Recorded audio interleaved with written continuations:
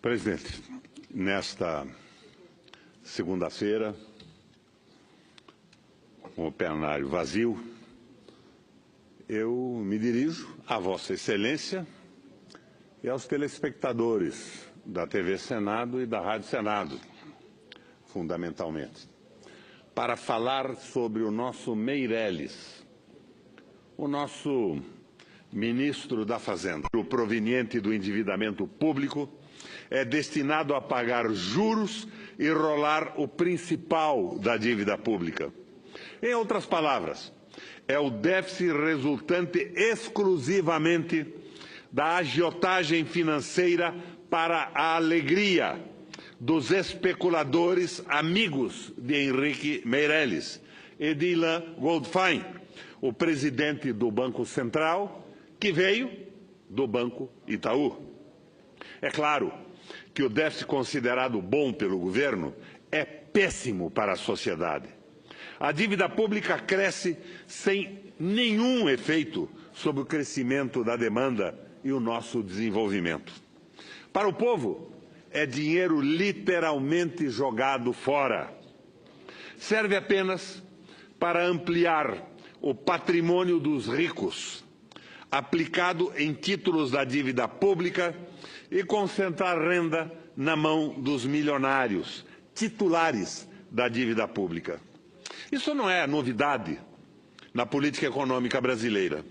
Novidade é o cinismo como Henrique Meirelles defende essa política com unhas e dentes, em nome da promoção da chamada confiança do mercado na retomada do crescimento.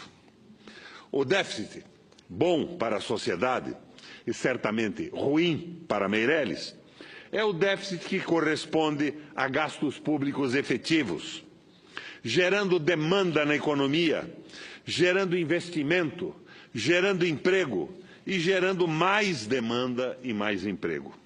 Num círculo virtuoso. É o que se chama de política keynesiana. Foi usada pela primeira vez nos Estados Unidos e na Alemanha, revertendo a Grande Depressão dos anos 30 do século passado nesses dois países. Esse déficit é repelido por Meirelles justamente porque ele não está preocupado com o emprego e o desenvolvimento, mas com mecanismos de facilitar o enriquecimento de especuladores. Acaso Meirelles não sabe disso? É provável que saiba, porque é do tipo que escolhe os ganhadores do jogo financeiro. Além disso, ele não passa de um contador de banco familiarizado exclusivamente com especulação. Dele não se conhece nenhum trabalho sério na área da economia. Esse é o caso também, senador Regufe, do presidente Michel Temer, que em sua longa vida parlamentar jamais tratou de questões econômicas de fundo. Em consequência, o barco de nossa economia vai sendo tocado de ouvido ao som da pura ideologia. Agora, suponhamos, apenas para efeito de discussão, se ao menos parte dos 130 bilhões previstos para serem queimados na fogueira da especulação, como déficit financeiro, fosse direcionado para a economia real, o efeito sobre a dívida pública seria idêntico, mas a economia, sobretudo o emprego, sofreria um impacto direto, altamente positivo. Para atender a nova demanda do setor público, o investimento privado e público começaria a se recuperar e o desemprego rapidamente cairia. Nada disso seria novidade, insista-se. Novidade, convém enfatizar, é a hipocrisia, a canalice e os subterfúgios com que o ministro da Fazenda defende sua política como um caminho de restauração da confiança do mercado na política econômica, que estaria esperando Só isso, apenas isso, para deslanchar. Novidade é a infinita cara de pau do governo em relacionar confiança, senador Regufe, um fator subjetivo em retomada física da economia. Tudo disso resulta que, sem nenhuma possibilidade de melhora, milhões de desempregados e subempregados, milhões de subnutridos, milhões de famílias infelizes sentem os efeitos do déficit financeiro bom para o governo, com que Meirelles manipula a sociedade brasileira. O mestre mundial do déficit financeiro são os Estados Unidos. Eles tiveram elevados déficits fiscal-monetários, mas ao menos reservaram parte deles para a economia real. De fato, depois da crise de 2008, nos 7 primeiros anos, o déficit acumulado em nome de uma política fiscal de estilo keynesiano foi de 7 trilhões de dólares, com vistas, sobretudo, a atacar o desemprego. Funcionou. O desemprego baixou para menos de 5%, patamar em que se encontra agora. É verdade que, do lado financeiro, o Banco Central americano tenha injetado 16 trilhões de dólares no mercado no mesmo período para dar suporte aos especuladores em crise. Isso não tira, no entanto, o mérito da política fiscal desenhada para atacar o desemprego e o subemprego. Entretanto, tendo feito uma política fiscal, ao menos parcialmente correta, o governo norte-americano, através do Fundo Monetário Internacional, do Banco Mundial e das agências de risco, pressionou duramente para que países em desenvolvimento, como o nosso Brasil, embarcassem na balela da austeridade. A marcha da hipocrisia financeira de Meirelles não para na falácia da política fiscal.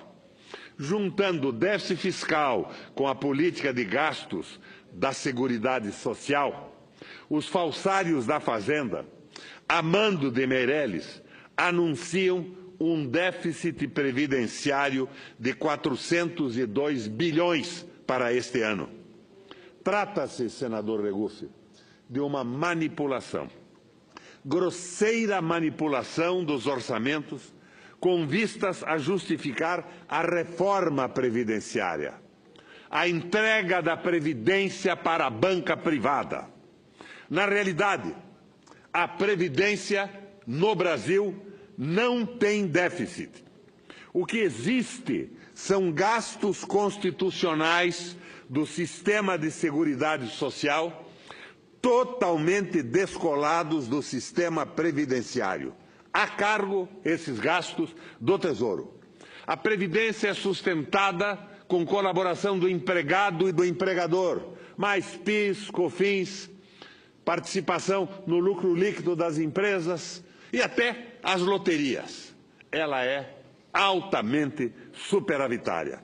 O déficit apresentado resulta da soma do déficit financeiro exorbitante com os gastos da Seguridade, que a Constituição impõe que não sejam pagos pelo empregado e pelo empregador, mas cobertos pelo Tesouro, com a receita dos impostos. Nada tem a ver com a Previdência Social.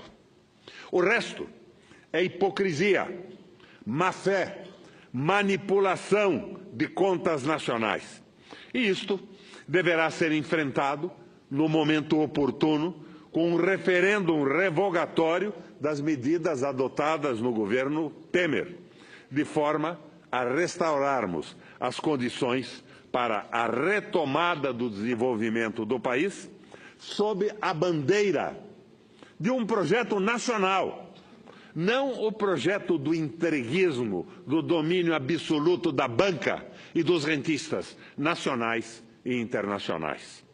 Entretanto, por mais que sejamos tentados a associar a política econômica em curso às pessoas de Meirelles e Temer, devemos buscar suas raízes reais em maior nível de profundidade. Meirelles não é, a meu ver, senador Regufe, um sujeito mau. Não é um homem vaidoso. Não tem orgulho.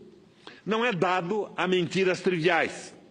Apenas encontrou no círculo de Temer o mais bem articulado grupo político que conseguiu, como num ato de mágica, ganhar o Palácio do Planalto e impor uma política econômica neoliberal que jamais seria aceita pela sociedade brasileira na hipótese de uma eleição normal.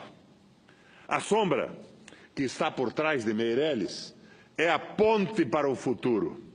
O arremedo de programa do governo Temer, a que se deu o nome de Ponte para o Futuro, e que efetivamente se constituiu na ponte para o passado em termos de política fiscal, política trabalhista, política previdenciária, entre outras. Jamais na história do país um conjunto tão retrógrado e tão diversificado de medidas governamentais está sendo feito com tamanha velocidade e tamanha ausência de debate no Congresso e na sociedade brasileira. Meirelles tem feito o seu papel como xerife da economia e seu explicador, mas o fato é que revela em todos os campos um notável desconhecimento das matérias tratadas, atuando apenas na área ideológica do liberalismo econômico, que já faliu na Europa, que quebrou a Grécia, desgraçou a Itália, a Espanha e Portugal, falido e moribundo, pede para irresponsáveis no Brasil asilo. E esse asilo, num golpe parlamentar, é concedido sem a participação e contra os interesses do nosso povo e da nossa gente. Sem condições de fazer escolhas pessoais de economia política, já que isso está fora de suas habilidades, Meirelles faz o que sempre soube fazer: atuar como um fiel executivo de banco internacional. No caso dele, o Banco de Boston, colocando o Brasil a serviço da financeirização globalizante, falida na Europa. O mecanismo mais eficaz para isso é a manipulação da taxa básica de juros, a Selic, que segue sendo a mais alta do mundo, a despeito da queda da inflação. O juro é a remuneração do dinheiro, mais a taxa de risco e a inflação. A inflação no Brasil tem caído abruptamente porque pararam o país, pararam os investimentos. Mas o juro não cai no mesmo ritmo da inflação. E continua sendo o mais alto do planeta Terra, oferecendo a bancos como o Bradesco e Itaú lucros simplesmente fantásticos. A combinação da alta taxa de juros com o déficit público financeiro leva a uma situação explosiva da dívida pública, sem qualquer benefício para o setor público e a sociedade brasileira. Faltam medicamentos nas bases do SUS. Aparentemente, Meirelles, na sua ingenuidade, não consegue perceber isso. Comprometido a conduzir a economia brasileira até o fim do próximo ano, e talvez além do próximo ano, ele é capaz de destruir o Brasil por falta de formação econômica, por falta de informação, sem, imagino eu, mesmo se dar conta do que está fazendo. Obrigado, presidente, pelo tempo.